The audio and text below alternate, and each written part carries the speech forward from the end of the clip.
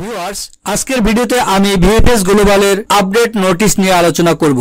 নোটিশটিতে বলা হয়েছে, মনে রাখবেন যে 11 আগস্ট 2024 রবিবার থেকে আমাদের ঢাকা, সিলেট, চিটাগাং ভিএফএস গ্লোবাল সেন্টারে শুধুমাত্র পাসপোর্ট ডেলিভারির কার্যক্রম চালু থাকবে এবং দ্বিতীয় স্টেপে বলা হয়েছে যে আমাদের সকল ভিসা অ্যাপ্লিকেশন সেন্টারগুলোতে নতুন আবেদনপত্র জমা নেওয়া পরবর্তী নোটিশ না দেওয়া পর্যন্ত বন্ধ থাকবে। তো ভিউয়ার্স, এটা হতে পারে ভিসা প্রত্যাশীদের জন্য একটা সুখবর। তার কারণ হচ্ছে যে অনেক বেশি অ্যাপ্লিকেশন জমা পড়ে আছে যেগুলোর তারা ডেলিভারি দেয় নাই, সুতরাং তারা কোনো ডিসিশন পাচ্ছে না এবং এক্ষেত্রে এটা হতে পারে যে ভিসা পাক বা না পাক একটা ডিসিশন হতে পারে তাদের জন্য এবং সেটা আরো ত্বরান্বিত হতে পারে।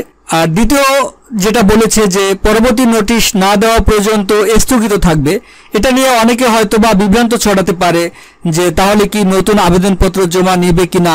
আসলে এখানে বলা হয়েছে স্থগিত থাকবে, বাতিল হবে এরকম কিছু বলা হয় নাই। সুতরাং নিজের থেকে একবারে কোনো কথা আমাদের বলা উচিত হবে না, বা যদি কেউ বলেও থাকে বিভ্রান্ত করার চেষ্টা করে, আপনারা সেক্ষেত্রে বিভ্রান্ত হবেন না। হয়তোবা ডিসিশনটা এরকম হতে পারে যে যেহেতু অনেক বেশি আবেদনপত্র জমা পড়ে আছে এবং তারা দীর্ঘদিন যাবত তাদের আটকা পড়ে থাকার কারণে তাদের সময় এবং অর্থ দুটোই নষ্ট হচ্ছে, সেজন্য তারা একটা ডিসিশন নিতে পারে যে এগুলো দ্রুত ডেলিভারি দেওয়া উচিত বা ডেলিভারি সিস্টেমটা ত্বরান্বিত করা উচিত, এটা হতে পারে। তবে যাদের অ্যাপয়েন্টমেন্টের ডেট এই সময়ের মধ্যে পড়েছে তাদেরকে অবশ্যই যদি নতুন করে জমা নেয় তাহলে জানিয়ে দিবে বা নতুন করে রিশিডিউল দেওয়া হবে। তো ভিউয়ার্স, এই ছিল আজকের আলোচ্য বিষয়। আমি সবসময় ভিএফএস গ্লোবাল ইতালি সংক্রান্ত আপডেট তথ্য নিয়ে আসি এবং এই সংক্রান্ত সমস্ত কার্যক্রম নিয়ে আলোচনা করে থাকি।